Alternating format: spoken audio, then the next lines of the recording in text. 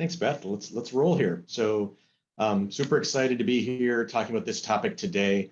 It's near and dear to my heart. I actually spend a lot of time in this space, and it's quite ambiguous, right? And as I talk to other business architects at other companies, we're all still trying to kind of figure it out.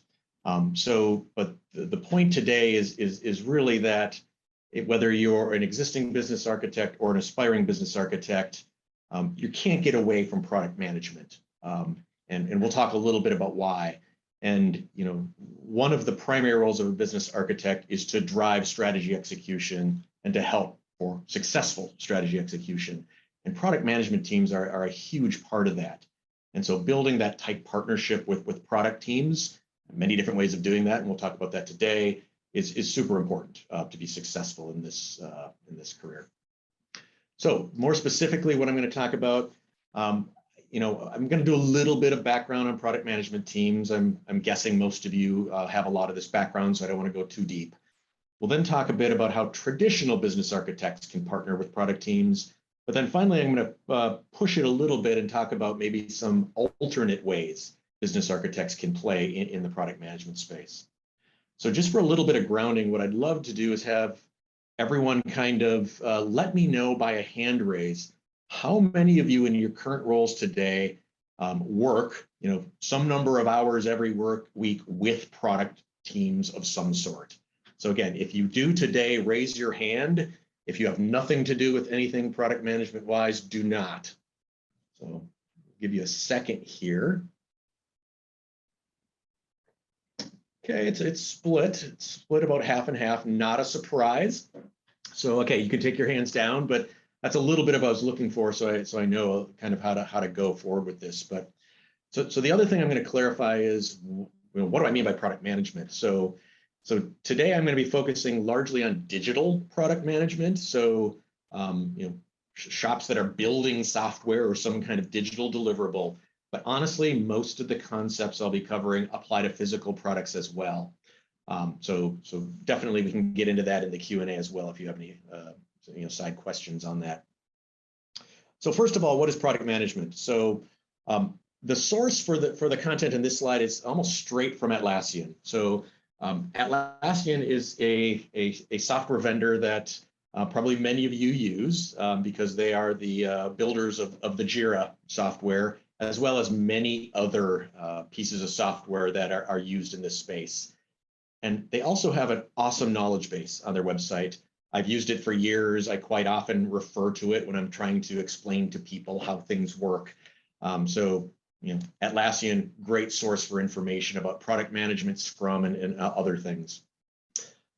So first of all, let's just talk about what do we mean by product management. So generically speaking, we're talking about a function within your organization that's really responsible for every step of a product lifecycle, from the beginning stages of even ideation through development, all the way to positioning it, pricing it, and then managing it ongoing. Okay? So, but the real key thing here is what I have highlighted. It's all about focusing on the product and the customers first. Right? So when we get into a little bit more about product owners and product managers and how this all works, it all comes down to working with your customers, understanding their needs, and making sure your product is targeted, at those needs. So the product team is really the advocate for the customer, and your responsibility on a product team is to make sure the voice of the market and the voice of the customer is heard. Over on the right is one of my favorite diagrams. I use this in business architecture all the time. It really just talks about the importance of the marriage between user experience, technology, and the business. And in this particular diagram, it's pointing at that middle point where all the overlaps come together and saying that's where business architecture plays. So it's a great diagram, and it's a little bit of why we have this topic today, because business architects and product management teams definitely play at those intersections between those three.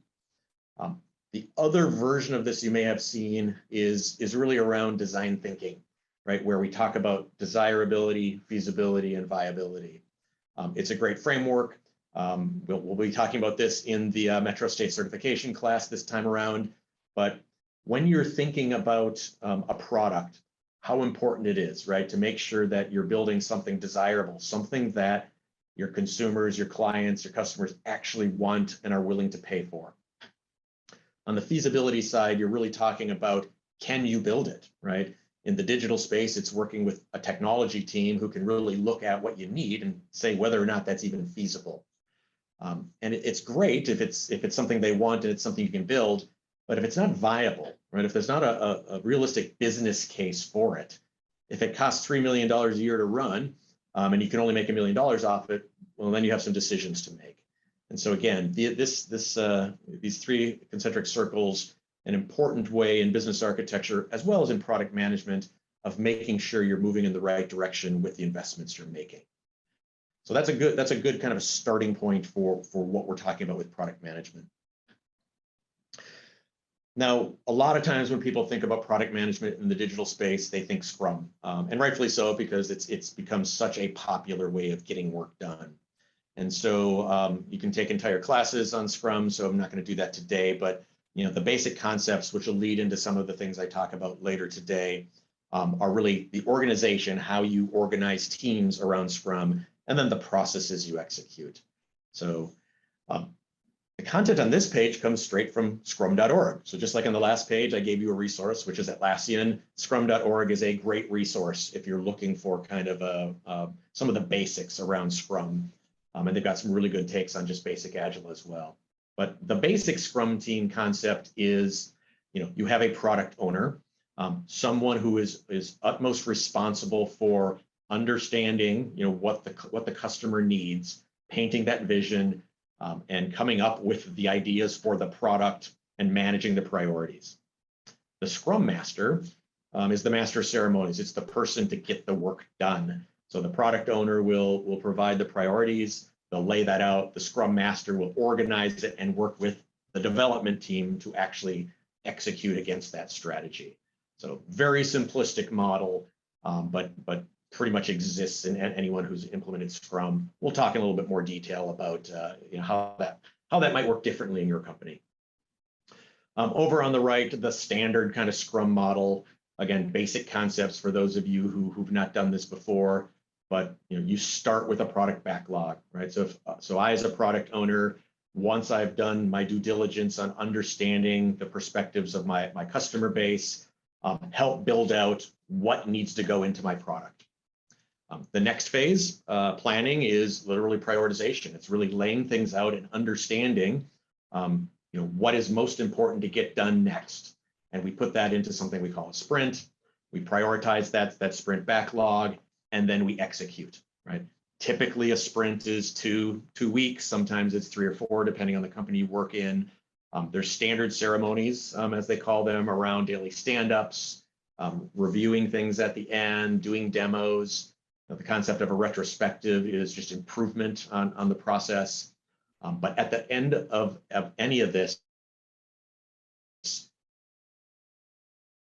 you have something that works that you can actually deploy. And over the course, from beginning to end, sprints will continue on. You'll have a certain number of sprints that'll get you to your initial product. But then, once you're in production, you have a viable product that's out there. You will continue to use this methodology to iterate and improve that product. So that's kind of just the basics. Again, not going to go into too much more detail there, but it's a good foundation for what I'm going to talk about next, which is, where do business architects play in that? In reality, as I talk to other companies and I talk to other business architects and other Scrum Masters in other parts of the world, this is probably a more realistic way on how people are doing Scrum today. And so the idea is, yes, you have a Scrum team, but there's a lot of other people in large corporations in particular that are key stakeholders here that you need to tap into. So a concept that I'm a huge fan of is this idea of product owner and business owner. And so the idea there is, any product that you've built, you probably in your company have a key business function or a key business owner that's responsible for helping to drive and fund that. In an ideal world, that person's the same person, right? You have a business person who's comfortable running that product and being the product owner. some companies have made it. You have independent product owners that have, a bit of a dotted line into kind of a business side of the house to help with everything from budgeting and marketing, to where that release roadmap goes. On the other side, of course, there's other stakeholders in your corporate office that you need to work with probably every day as a product owner, because there's no product that just stands alone on its own, right? You're working with other products, you're reliant on other teams, there's subject matter experts, and so the product owner plays this important liaison role in making sure all of your other stakeholders across the company are plugged in appropriately. Now, you don't want them to kind of be in a position where they can stop your work, right? And so that's part of the beauty of Scrum is, you try to self-contain everything into the team here. But reality check here, honestly, yes, there are other people out here. Product owners spend a lot of time, right, making sure they're bringing the stakeholders along for the ride. So not a lot of change on product owner Scrum Master, but the other thing you see here is again, reality check on in some areas. Yes, maybe you just have one small development team that is pretty self-contained. But if you're building a large product, even if you break it down into smaller components and have various Scrum teams on it, quite often what you see is a little bit of a blend between Scrum and I'm not going to say necessarily traditional waterfall, because that's still more the process side, but you may have the opportunity to actually have some slightly specialized roles on your Scrum team. And so this is a great example I found, which resonates pretty well with me in some of the work I do, which is, yes, you have a whole team of developers that are doing the work, but in many organizations, they specialize out the QA function, right? And so that way, that may still be a dedicated resource on the team. They're participating in all the Scrum ceremonies, but they are specialists. They're really good at testing and quality assurance. So sometimes teams do that. At the bottom, you see architects, right? So, if you're on this phone, you're probably an architect or you work with architects. And in Scrum, architects don't disappear, right? There's still value in architecture. And again, that's why we're here today. And so a lot of times what you'll see companies do is have architects have touch points into Scrum organizations. And then business analysts, again, back to a place where you might have some engineers who are great at development, but you want someone else, right, to help do some of that interfacing with the business and drawing up the backlog. And so sometimes people with a business analyst background may be a little bit better at that.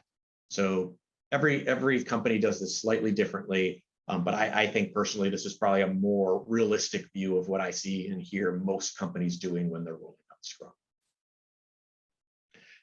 Okay, so with that background, I'll pause. Any questions on just kind of the basics of product management and Scrum before I dive into a little bit more on some ideas of how business architecture can play in this space? So just raise your hand if you have any questions.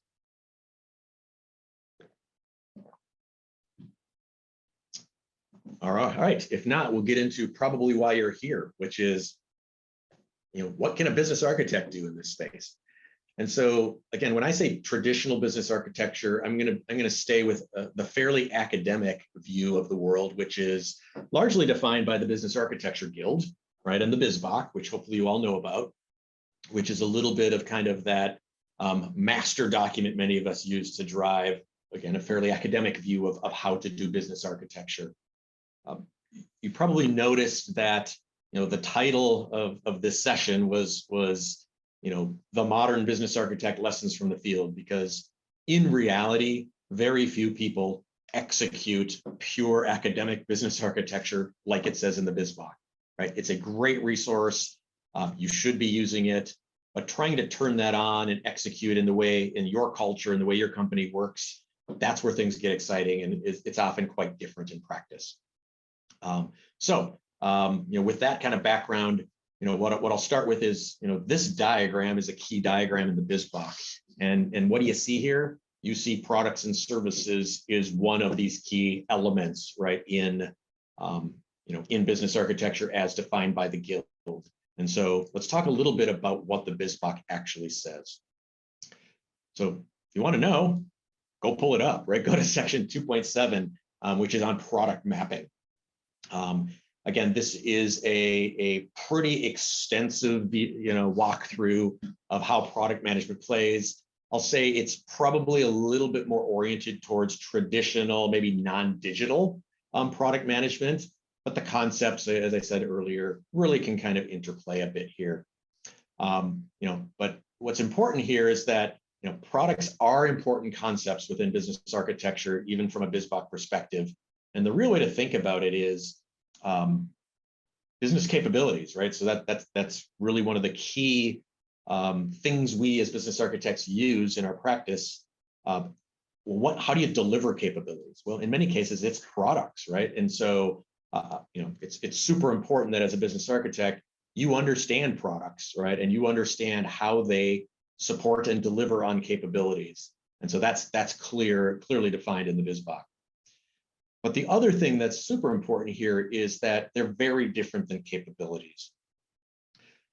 One of the primary things we talk about with business capabilities is that they're stable, right? Business capabilities don't change a lot. So when you build a capability model, you're building, what your company does, not how it does it, right? It's really the what your company does.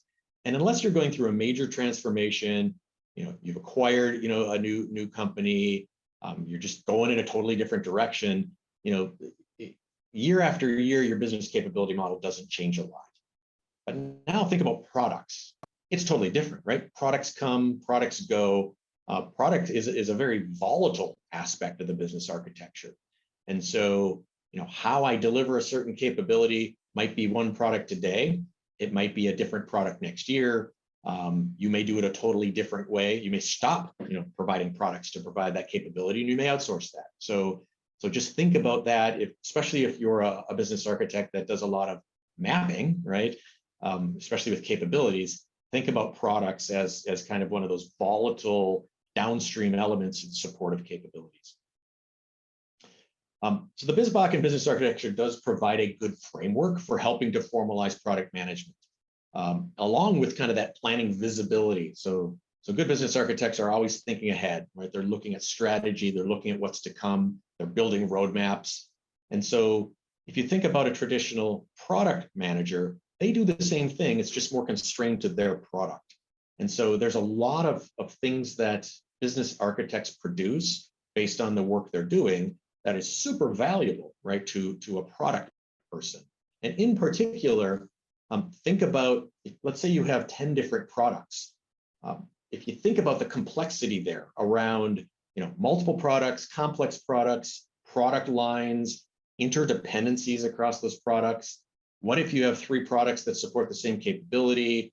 What if you're multi-divisional, you're international? It's all those same complex challenges that business architects work with every day, that has to go downstream into product management.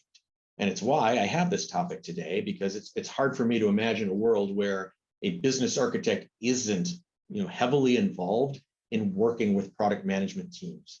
In some cases, it may be providing them information. In some cases, it may be consuming information from them. And in a very mature organization, there should be extremely strong dialogue between those groups. And in many cases, as you'll see, working together on projects as well as products. The final thing I'll just say here is, business architecture, especially as it relates to strategy, is a key element here. So if you're working with your executive teams, you're understanding changes in business strategy, and you're seeing investments that need to be made, you may see influence that need to be made into the product teams. So that flow of information, there needs to be a solid way for you as a business architect to get that information to the product teams. Product teams are doing their own work to understand where their product needs to go, but they may or may not be getting some of that, corporate top level information flowing down the chain. So again, another good aspect of why these two things can fit so well together. And everything I'm saying here, well supported strictly within the BizBock and more of that traditional business architecture sense. Let's take another look at how these two things can come together. So there is a framework called Scaled Agile. I'd just be curious, I'll do this again with a hand raise. Is anyone out there doing Scaled Agile framework in their company a little, or a lot? Is anyone actually using SAFe? Please raise your hands.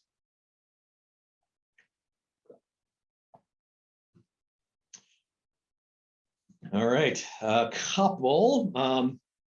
This is kind of what I expected.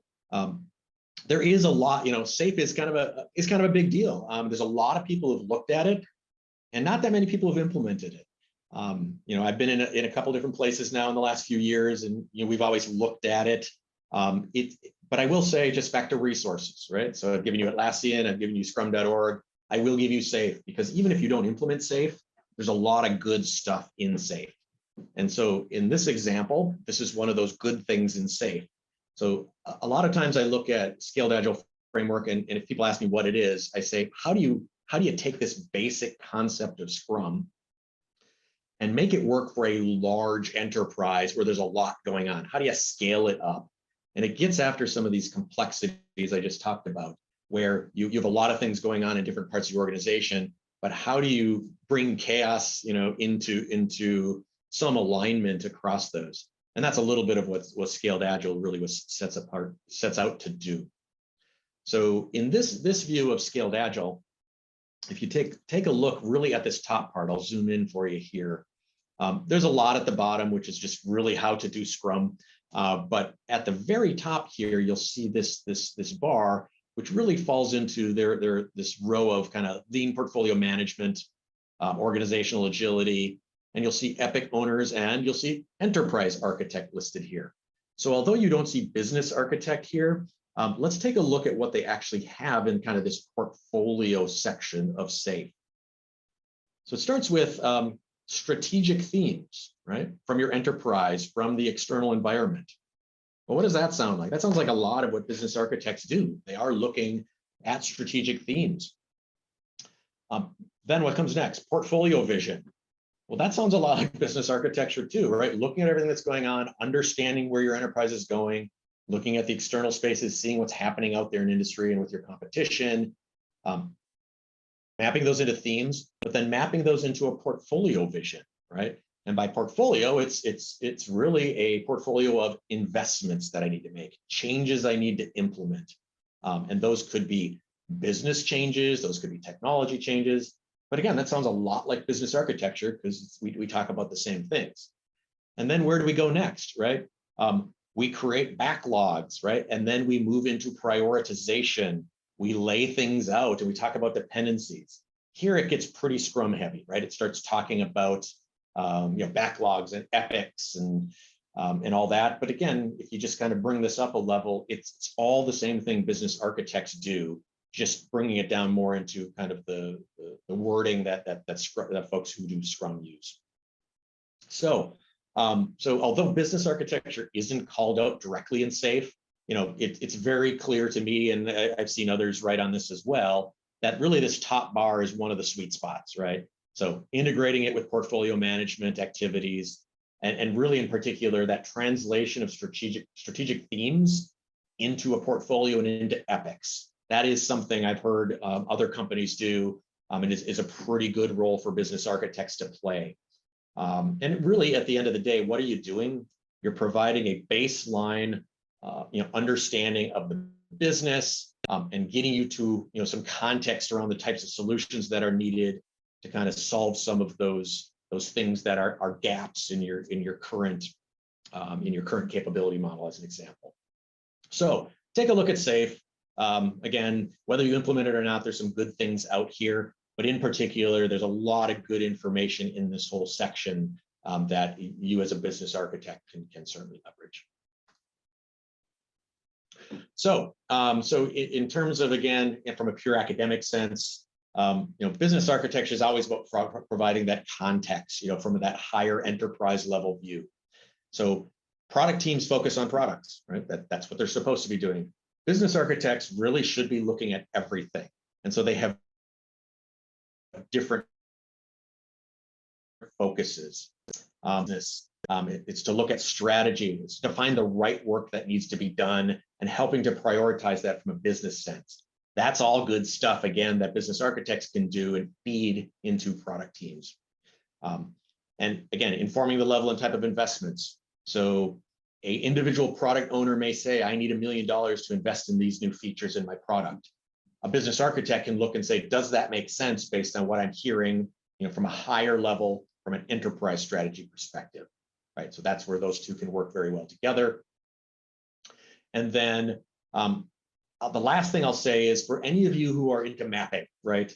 Some companies are big into keeping very accurate, strategy maps to capability maps into their application portfolio. You can do that here. So this concept of cross-mapping strategies to capabilities to value streams to products, you can do that. But I will say it's super complicated. It's hard enough to do some of those first ones I mentioned. Now trying to map it into something that's extremely volatile, very difficult to do. Now, if you have a large team of people who do nothing but maintain maps, you probably could do it, but I'm not sure. I've certainly never seen anyone take it to that level. It's possible to do, but certainly would be something that would require a lot of operational maintenance to be maintained. Say, Dean. Yes, go ahead. I didn't get to this fast enough, but I want to get to it before you get too far along. We have a question in the Q&A that says, in the SAFE slide, I see operational value streams, which along with capabilities represent what I see as one of the most critical touch points between business architecture and project taxonomy. Can you speak more to this connection? Yeah, I love that question or that comment, because it kind of gets back to in a perfect world, right? We're all working on the same pages, we're all aligned. And if you as a business architect are building a bunch of things on the side with certain language, and your product teams are building some different things with different language, your business executives are going to look at you like you're crazy, because they're just seeing two different teams kind of talking, but they're not aligned. So I love that idea. And so, if you've gotten to a point where you've been able to kind of build that conduit, I think that makes a lot of sense. Again, if you look at this, I probably should have pulled up there's about 4 different views of SAFE. This is the most complicated one. There are 3 different views. I think some of you may have seen that are a little more simplistic, that are a little easy to get through. But absolutely, if you've got strong mappings, especially value stream mapping, and you can identify kind of what products support those different phases in the value stream and map those in and keep those connected, I do think it's a very powerful thing to be used. But again, yeah, at the end, let's verbally talk through that if you've got some other ideas. So, but definitely that's the kind of idea where you can kind of link those two a little more strongly and make sure everybody's kind of moving in the same direction. Okay, let's look at a little more outside of the box. So that last section was really what I'll call, again, more traditional business architects. How do you play in a traditional product management sense? Here, I'm going to throw something out there and just say, why not, right? So what about a business architect as a leader of a product team? Whether it's a product owner, product manager, we'll get into that. But you've already heard me say, I think there's a lot of synergies in the kinds of work you do, and maybe just the context and the focus is different. But this is a thing. I've done this. I know many of my peers have and are doing this. So let's talk a little bit about what this may look like. So generically, I'm just going to, for now, talk about product team leadership. And as you'll see below, there's product managers, there's product owners. Not all companies talk about it the same, but I'll start with the goal of any product team leader, as I said, products that they're managing, right? They play this key liaison role between the business, between the technology groups, and the customers. So that's a kind of a universal that any product team leader needs to do. They're responsible for the vision of the product, where the goals of the product, and maximizing the value, of that product. And how do they do that? Through everything I talked about: product backlogs, prioritization, all that good stuff. Now, the terms product owner and manager, some companies only have one, some have two, sometimes they're used interchangeably. I could find no universal definition, but a company that has both, this is typically what I've seen. So a product manager, sometimes companies have a product manager that looks across a product line, maybe as an example. And so they may say, they may have responsibility over a handful of products that all fit into maybe one product line. And then they tend to be more strategic. So they may be the ones actually going out there and driving more of that face to the customer, customer experience, user experience research, discovering what users need, developing that long-term vision and strategy, maybe laying out that initial product roadmap. And then sometimes those groups, also then dive into the marketing, so they may have marketing teams working with them, or they're interfacing with marketing teams. They're working on support, building out support organizations for their product, and budgeting all the financials for supporting their product. So if you do have product management, sometimes that's the way that's laid out. And if you have that role, then product owners are a little more of what I talked about up front, where you have someone who's responsible, really has that role in more of an agile development sense, who takes everything that you've seen over on the left and then drives that down and makes it happen, working with the Scrum Master, working with stakeholders, working with the development team.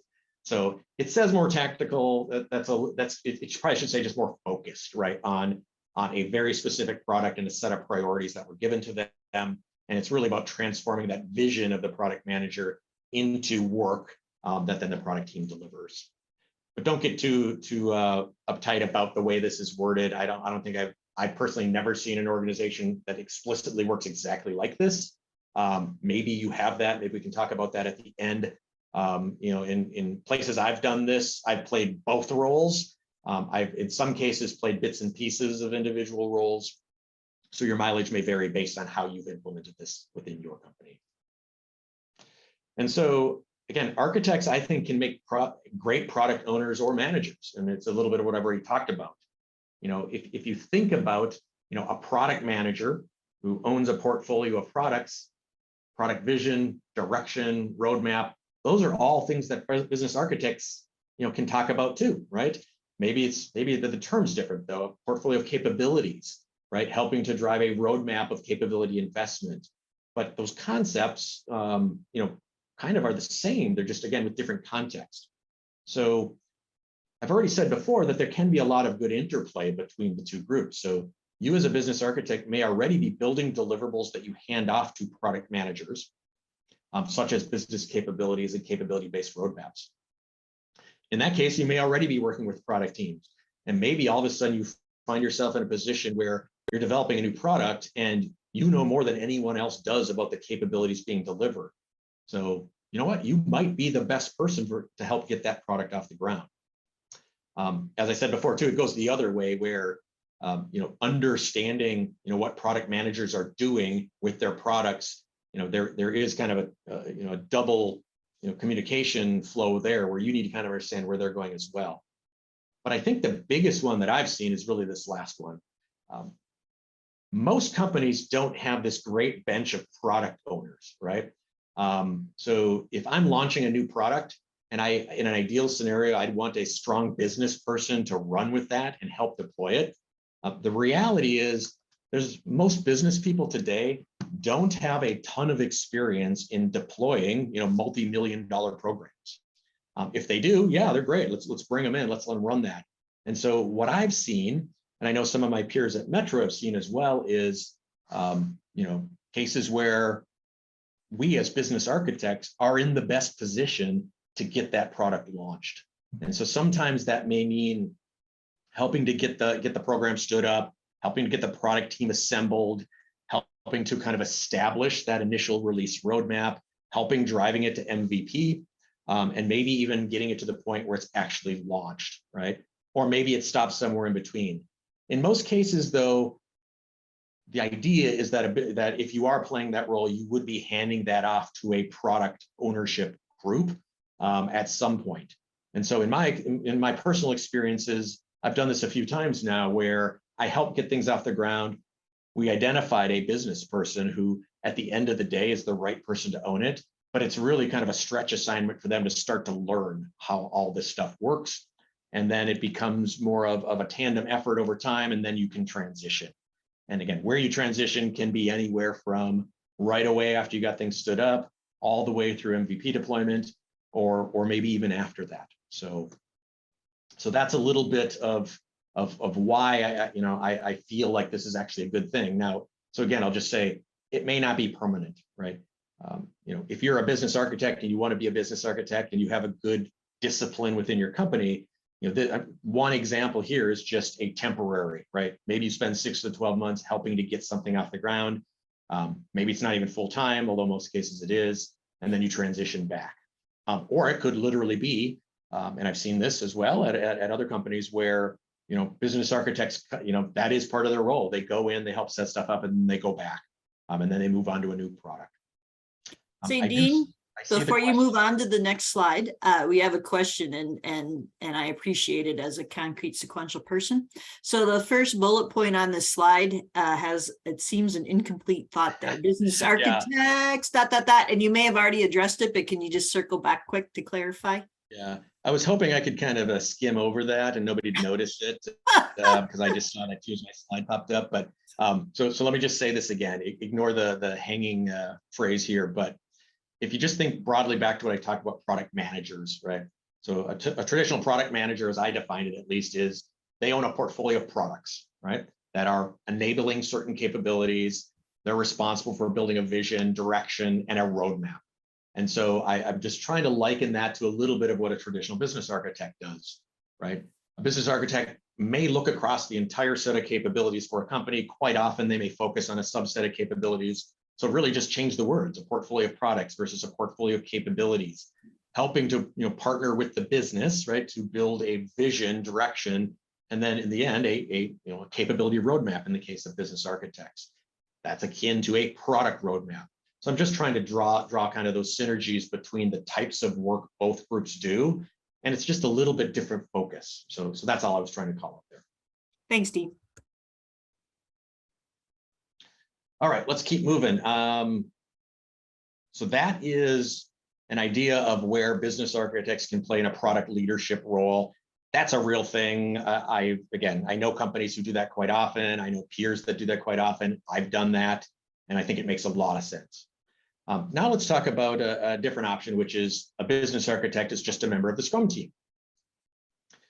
So this one's a little simpler in that there's probably, I've got a couple examples here where I think maybe it makes sense to include about business architect on a Scrum team. So the first one is as a subject matter expert, right? So if you look at the basics of Scrum, again, you have that development team. The development team needs to be a self-contained group that has everything they need to go ahead and build and roll out the product. Well, you need a lot of subject matter experts on that product team. And in many cases, you're pulling in people from the business to participate. You may have external stakeholders. But good business architects often are those subject matter experts. They know the business as well as the business does. They may have a good understanding of the technology. They may actually be the right SMEs to bring in and help that development team get that product off the ground. So this is one, again, I've seen many times in many different companies where they just play a part-time role, right? So if you're rolling out a product that is in a certain capability space, that is your business architect sweet spot. That business architect probably can bring a lot, right, to that particular, bring a lot to that particular product deployment. Another one I like to call out is one of my favorite phrases on what business architects really should be doing, and it's really assuring the delivery of desired business outcomes. Very generic phrase, but at the end of the day, right, we have strategies that we're understanding from our business. We're mapping those into kind of a current and future state of where things are. We're helping identify what needs to change, and then we're helping mapping that to investments that need to be made. Well, those investments, right, tie back to specific business outcomes that we're trying to deliver. And so again, who better to make sure that that what we're delivering out of products lines all the way back up to what we talked about as that initial strategy that your business is asking for. And so in this case, they may, again, be a part-time member of the product team. They may just have a simple role to say, as things are being built out, they're just putting a watchful eye over things. And providing some feedback. I've seen in some places where business architects actually have a sign-off role, right? You may get into certain rounds of testing, maybe a user acceptance test role where A business architect actually plays a sign-off role where they look and say, that is not going to deliver the business outcome we agreed upon early on, and partner very closely with the product teams to understand why. Another example, and I've kind of alluded to this, is this concept of a proxy. It's a word that some people love it, some people hate it. I don't particularly care, but this idea that business architect may be a proxy, someone who can step into a particular environment, step into a product management group or particular role, and really be a proxy for someone on the business. Because as you all know, we probably never have enough smart people out there to tap into, and why not have a business architect in some cases be that proxy? To me, it's actually a good measurement of maturity of your business architecture discipline. If you have a person in your business who says, how about we have Bill be the proxy on this product team to represent us, because I know Bill knows more about this than we probably do. I think that's a good sign of you building a really good relationship with your business, something I'll talk about in my session next month. The final one, which I like as well, is just alignment across multiple initiatives. So back to this idea that, if I just look at one product, and even if it's a big product, it's big, but now I've got multiple products, a lot of things going on. If there's a particular business strategy that your executives are trying to implement, and let's say that strategy requires changes across your ecosystem and down to the product level, how do you make sure in your company that those changes are being implemented in such a way that they're aligned, right? And that the end result that your customers are seeing, works all the way back to that initial strategy. Who's got that job in your company? If the answer is no one, that might be a good role for business architecture to play. And again, it can be similar to what I talked about before. It could be, directly on the product team for a particular product. It could be at a product management level. It might actually just be at a portfolio management level, right? If you still have, project review teams that are looking at how things are going, that you may play a role where you could, sweep in and just kind of say, here's where we are on implementing the strategy. Here are the downstream products impacted, and here's what we're seeing in terms of how those are being deployed. That one gets a little trickier, but to me, it kind of plays upon the value that business architects can bring based on their knowledge set. Okay, so to kind of wrap things up, I'll just say these, the first item here is something I'm a huge proponent of, which is, the most valuable business architects are those that can morph into different roles at different times, right? If you otherwise, you kind of get into that ivory tower syndrome where you only do one thing, and as soon as someone tells you that's not valuable, you're not wanted or needed at your company. And so, to me, the most valuable business architects are those that can play in that enterprise strategy world, kind of that traditional working with the business, understanding things, mapping those down into investment recommendations. But there are times where you might be most valuable is to dig a layer deeper and work with product teams in maybe a big role or maybe a small role. But your ability to move up and down that spectrum is one of the things that's really going to differentiate you from other people and really help build that respect and with your business teams. And the final thing is just think about it, right? If this is not something you do at your company today, you don't have to think about this holistically. In many cases, it's only for maybe the most key initiatives, right? So if you've got 25 projects, maybe there's only 3 where you say, for these 3, I think putting a business architect embedded in that product team is super critical, and here's why. And hopefully you can look at some of those examples I gave you earlier to understand ways of getting to that. So with that, I'm going to pause here and just open things up. So if you have any questions, feel free to drop them in the Q&A. Otherwise, if you want to have a verbal discussion, raise your hand, we'll unmute you, and happy to kind of dig a little bit deeper on anything you're interested in. So what questions do you have? While we wait for questions to come in, Dean, I really appreciate the first bullet point on this page. I think we've always have a model that business architects solve business problems. But I think this is the first time where I've seen that business architects have to morph into different roles sometimes to solve those business problems. And it seems obvious, but anyway, that was kind of my aha takeaway from your session today. So, and it looks like we have something in the Q&A here. Oh, not a question, just a thank you for the insights. So you're welcome. And again, while we wait, you can see that Dean will be here again in October. So on the website, there is a place for that you can go out and register. And you will receive an email from me for a discount on the October class. So you can look for that. And if you have any questions about the logistics of the class or the content of the class, feel free to send those to me as well. I'm happy to talk with you and with more, give you more detail about the course. Not seeing any raised hands or questions. Just throw out one, Beth, that I've heard asked quite a few times outside of this call, which is, let's get into the details, right? So if you know, so as an example, I spend time in Jira, right? I currently I'm working my way out of being a product owner, right?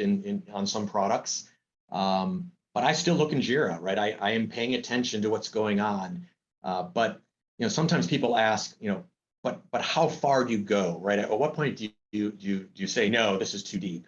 And so the biggest question people often ask is, do you think business architects should write user stories? Do you think they should manage user stories throughout the development cycle? Do user acceptance testing? And my answer is, generally speaking, probably not. But it's a little squishy, and here's why. If you're deploying a brand new product, right, to enable a brand new strategic initiative, sometimes the person best equipped to seed that backlog with those general user stories to get things moving could be a business architect. And so on teams of mine, we do quite often have business architects doing that initial, what I'll call pre-seeding of the backlog, to say, based on everything we've done, here's kind of where we want to start. And now, should we be the ones writing all the user acceptance criteria? Should we be the ones doing all the detailed, testing?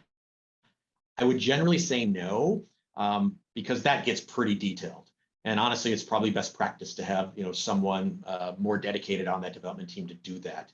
But we definitely have had business architects do that all the way through, sometimes more as a learning opportunity. So I do like the idea of, if you're onboarding junior business architects, getting them deeply embedded in a product team so they understand how things work. But generally speaking, I think a traditional business architect, getting involved maybe in initial story writing, not such a bad idea, especially on a new product. Probably wants to wean themselves off and get other people to finish those stories out and kind of move them through the cycle. We have a question in Q&A, and I'm going to read it for the audience, but Dean, you maybe want to open it up, because I'm just going to say, it's pretty advanced and over my level of business architecture knowledge. So it says, I'm curious that we haven't discussed product, I don't even know if I'm going to say this right, taxonomy at all.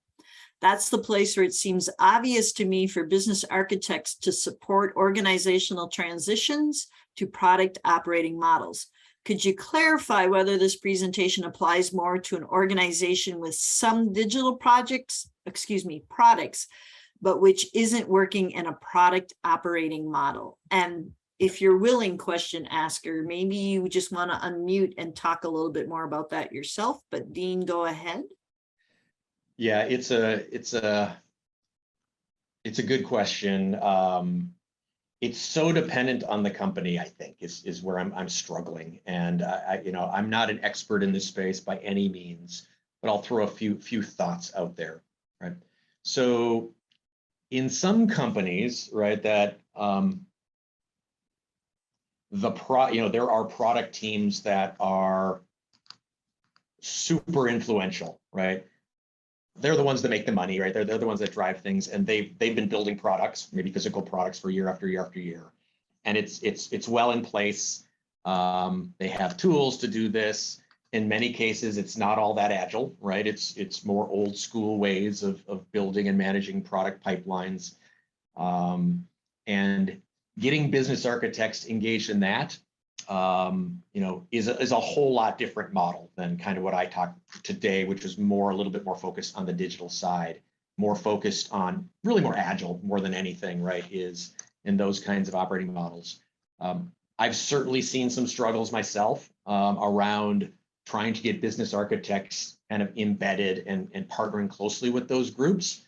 But this concept of the importance of product taxonomy and how that maps right into what business architects do, super important. I think I've probably more often seen where we work around that more than getting in and helping to drive where that goes. So it is a little bit of a topic that I probably need to dig into a little bit more. So, but I do think it's interesting. So if you do work more in the physical product space, it's probably a little bit different. Thanks. And I'm going to try to squeeze in one more question. I'm just going to say the person who asked the taxonomy question, I've been trying to recruit you to be an expert insight speaker. So you could feel free to deliver more on that topic. Another question is, someone's asking, did you see Michael Afferlo's, I don't know how to say it either, but he's a alumni from our certificate program from before my time. Build presentation. Michael works at Optum and he is mapping strategy to business capabilities on the front end and then tying product back to strategy on the back end using business capabilities.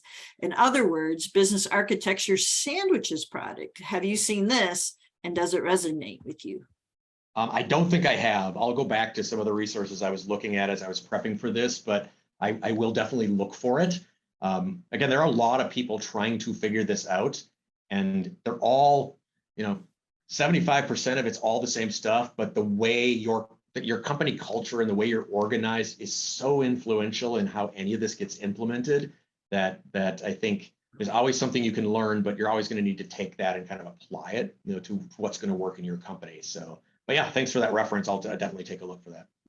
And maybe I'll reach out to Michael and see if he wants to also do an expert insights on this concept of sandwiching product. So great. Okay. Now everybody's afraid to ask question, Dean, because they think I'm going to tap into them to do the next expert insights webinar. So it is 1:00. Last call. All right. So not seeing any additional people, I just want to, again, thank you all for joining us today and look for a follow-up email and look for Dean to join us again next month. Thank you, Dean. All right. Thanks, everyone. Bye.